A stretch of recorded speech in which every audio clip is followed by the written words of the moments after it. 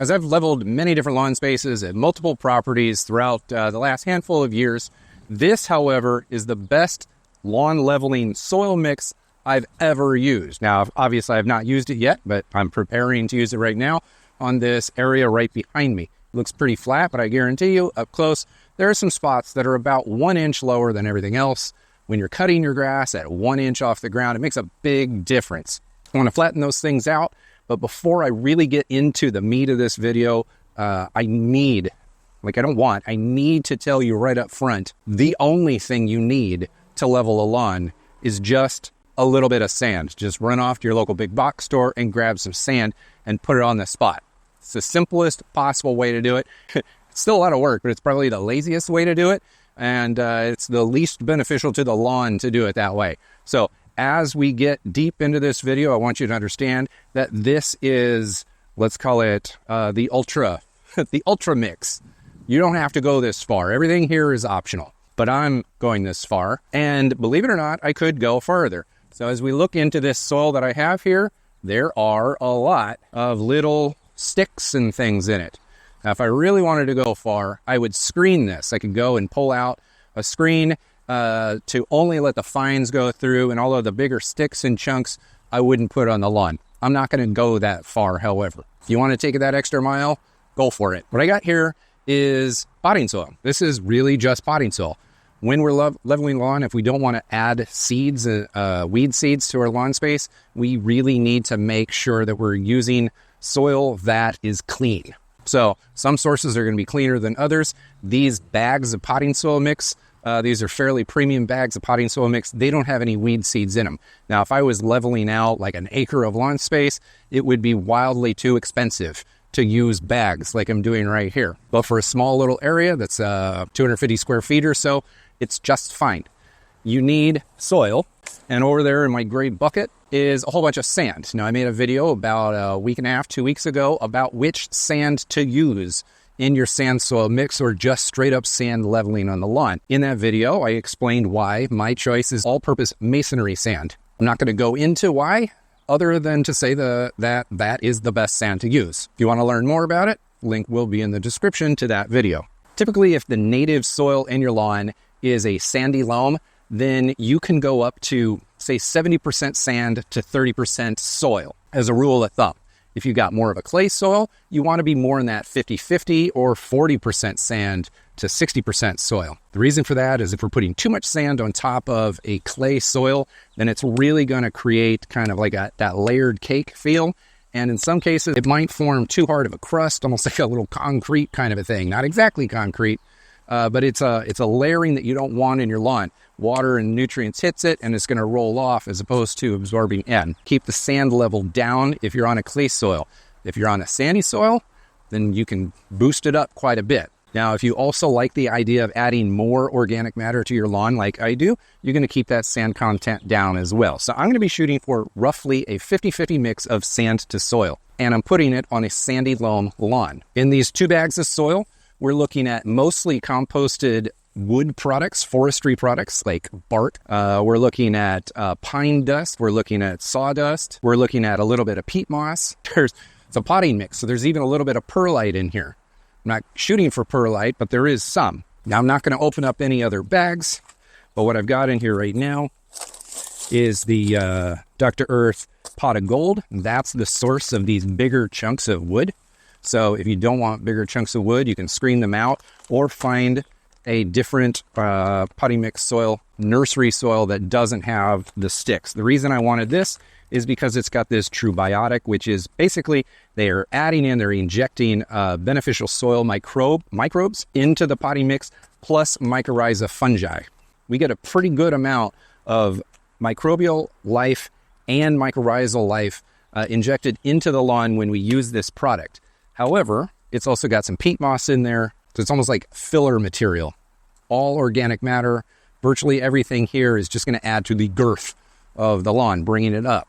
Over time, a lot of this will decompose and it will shrink a little bit, but not catastrophically. Once you have grass growing in it, all of that organic matter that breaks down is going to be replaced with new root matter that's growing, and it will just continually cycle. It will slowly shrink over time, but not as excessive as you might think. If you look at the back of this bag, there are a lot of strains of mycorrhiza in here, as well as a good number, like 5 or 6 different strains of bacillus microbial bacteria, the beneficial bacteria that we want in the lawn. Bacteria in the lawn is what breaks down organic matter and takes plant unavailable nutrients and makes it available. That's why I chose this, because it's got the mycorrhiza and the bacteria in it. This organic planting soil, they call it planting soil. It does not have perlite in it, so it's more of a topsoil, more of something that you would put outside in a raised garden bed or a lawn. The reason I chose this is because not only does it have a lot of the same stuff in it, but it also contains kelp and alfalfa meal. Alfalfa meal is a product that naturally contains something called tricontinol that helps the grass in your the grass or any plant growing in it to root down a little bit more substantially. Kelp is a good fertilizer, but it also contains a number of auxins in there and growth stimulants. It's going to not necessarily fertilize the grass, but the auxins in it are going to tell the grass to grow a little bit more, which is what we want when we're leveling the lawn. If we're going to put a whole bunch of stuff over our existing grass, we want that grass to be able to grow up through it. Now, roughly 7 days ago, I fertilized this area, so it's already starting to grow. So the kelp will just continue to push that. But I'm going to help it along by adding a little bit of other goodies in here. Roughly a week ago, I fertilized this lawn. I watered it. Then we got some rain a couple days back. Yesterday, I scalped it down as low as my lawnmower will allow. It's very clear to me, hopefully I can pick this up on camera, that almost all, if not, probably not all, but almost all of the rust fungus that was in this lawn is already pretty much gone. We do have a little bit of damage right here from it. It's all thin, but all of that kind of orange, yellowing rust color is pretty much all gone. I would not want to level the lawn until that was fixed, so I'm happy that it's looking good again. This pile of dirt that we see here is, what would we say, 55, 110 plus another 60. It's about 170 liters of soil, and I've got approximately 250 pounds of sand. I'm going to be adding in a little bit of extra fertilizer into this. This bag of fertilizer is called EV Stone's Organics Citrus and Fruit Tree Food. Obviously, I'm not putting this on citrus or fruit trees, but it is a 733. The reason I'm putting this down is because it contains different additional strains of beneficial bacteria and beneficial mycorrhizal fungi. You can literally compare the back of the labels of both of these bags and see there is some strain overlap, but you get extra strains and it's more concentrated, it's more potent in this. The reason that we want the mycorrhizal fungi in the lawn is because mycorrhizal fungi, they grow underground. It inoculates the root zone of the grass. These fungi will latch on to the root systems of the grass so that the grass transports energy that it creates during photosynthesis from the sun, and it gives that energy to the fungi. But in return, the fungi spread out like a crazy web network underground, far deeper than the root systems of our grass can go, and it goes everywhere, all over the place. And it grabs nutrients from areas of the soil that the grass cannot reach on its own, and it gives those nutrients back to the grass. That's what we call a symbiotic relationship. They both hold hands, and they both help each other out in getting something that they can't get otherwise. And the more mycorrhizal fungi we have in the lawn, then the more our grass has access to nutrients that it couldn't reach otherwise. So in addition to getting, with this fertilizer, in addition to getting the mycorrhizal fungi and the beneficial bacteria, the stuff that break down organic matter and create nutrients that are plant available from nutrients that aren't plant available, is this also has alfalfa meal and kelp meal in it, along with blood meal, feather meal, bone meal. Those are things that are added in for the NPK. So we don't want to go overboard with this, especially since I just fertilized this a week ago. But because these are natural sources of nitrogen, there's not a large risk. There's almost no risk whatsoever of damaging the lawn. We still want to be conscientious, however, so I'm not going to put very much down. I'm probably going to use less than half of this bag, somewhere around 6 pounds or so. It's going to be an application of roughly 4 pounds of nitrogen per 1,000 square feet ballpark. And then also in this bag, we're getting a little tiny bit of potassium sulfate or sulfate of potash. Potassium in the lawn is well known to be a hardiness nutrient. It helps a plant stay healthy. Now, of course, there's diminishing returns. At some point, if you're putting down too much potassium, it's not helping anymore. But when we're stressing the lawn out in the early parts of spring by covering it up with a sand soil mixture and telling it to grow super fast, I want to make sure that the top dressing material has some sulfate of potash in there, which is the OMRI listed form of potassium. There certainly are other forms of potassium, but SOP is what you're going to put on the lawn if you want to stay under that organic label. All right. Additionally, I'm going to be putting on straight humic acid. Humic acid, I'm going to dump this into there. Humic acid can be found in a couple of these products in very small quantities. This is straight. This is 50% humic acid by volume, straight from Leonardite. Now, I could just go throw down straight alfalfa meal, but I did put that down a week ago, and I'm getting a little tiny bit more in some of these products, so I'll save that for another day. Along with the humic acid going on the grass and not in the soil mixture, I'm going to be putting down biochar.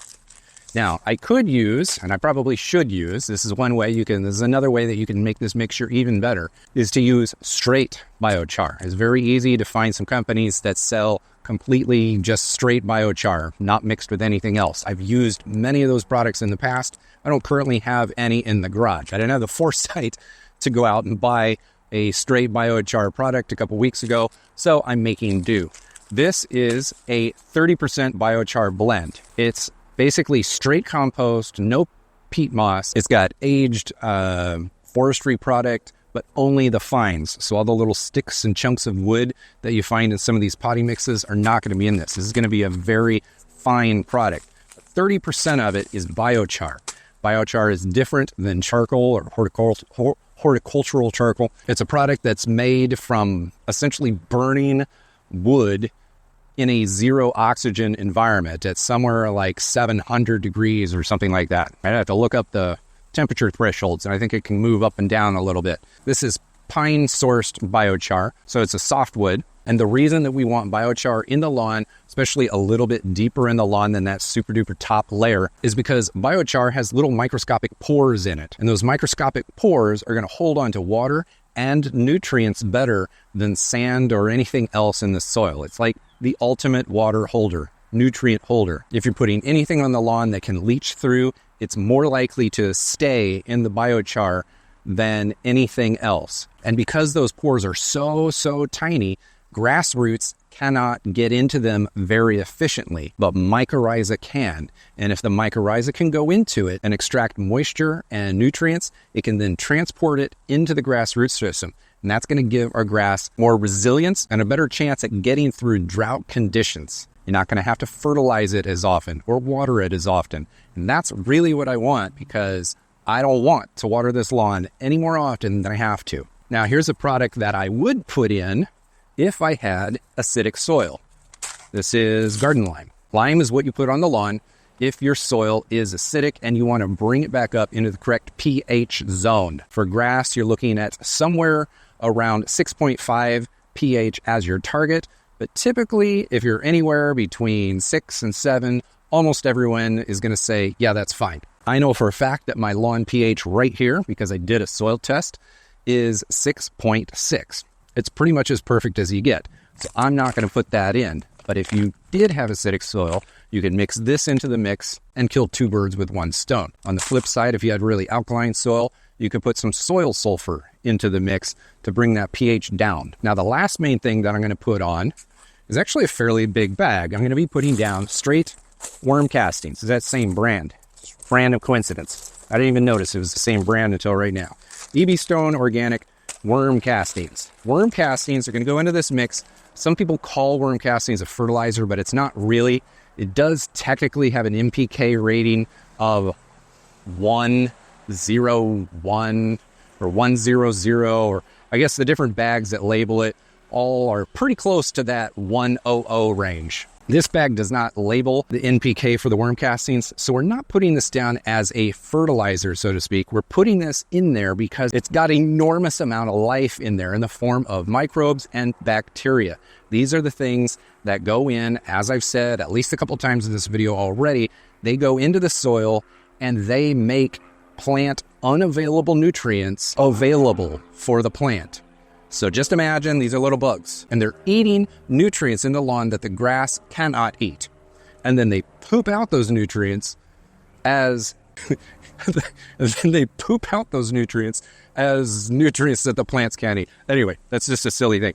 The bacteria in this turns unavailable nutrients into available nutrients. So if you were to do a soil test and you see that your potassium is really low, most soil tests out there are testing the available potassium, like the plant available potassium in the lawn. Maybe it's really low, but you probably have plenty of potassium in the unavailable form.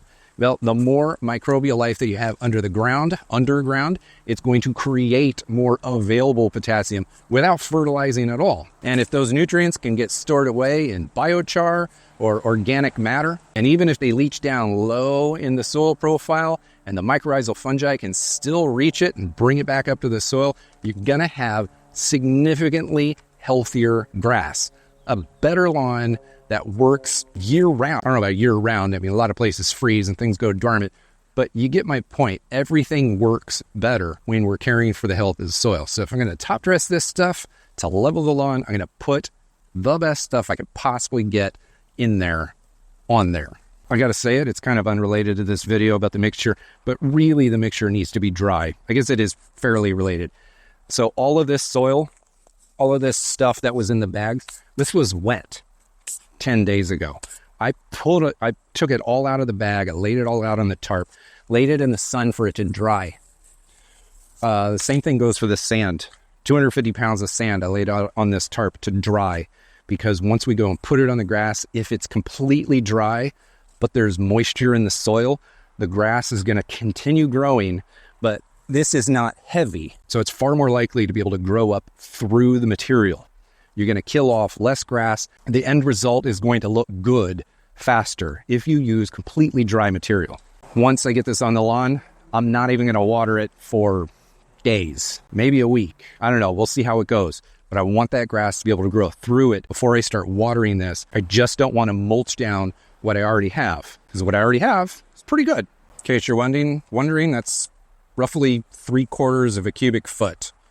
I don't know, maybe like 22 liters or so. I've already used some of this in other projects.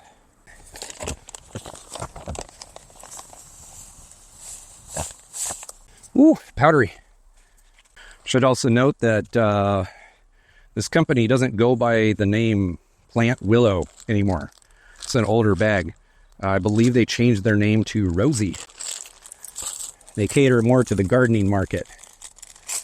We're gardeners. We have gardens in the back, but it's almost this crystally looking, almost like crystally looking dirt.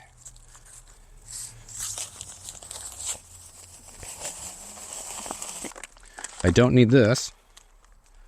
Now the humic acid, this is a granular humic acid. You find humic acid in a lot of stuff these days. Kind of looks like the biochar, a little bit more powdery. It's just straight up carbon, man. Too much wind. Too much wind. I'm just going to put it in here. It's too powdery for wind. It blows. And now we just mix it up.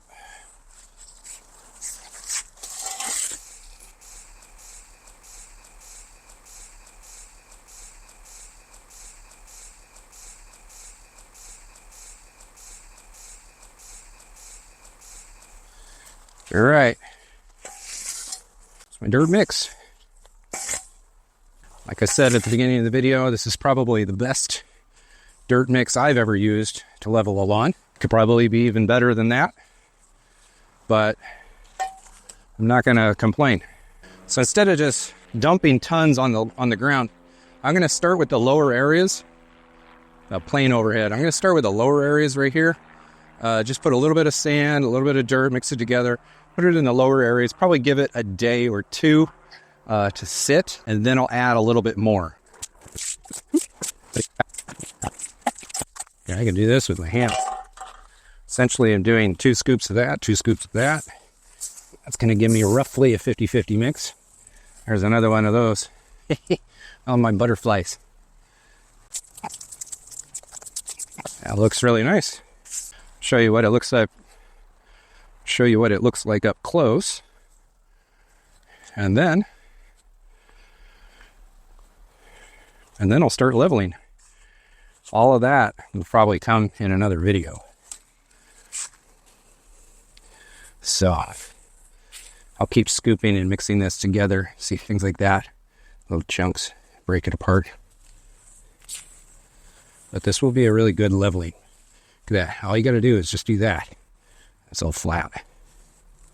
Remember, everything that I'm doing in this video is extreme. You don't have to go this far at all to level the lawn.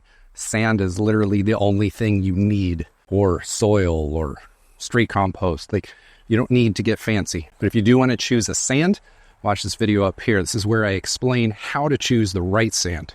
Or maybe this video right here in the corner, which is about the mistakes people make leveling a lawn. I've made all of the mistakes in that video.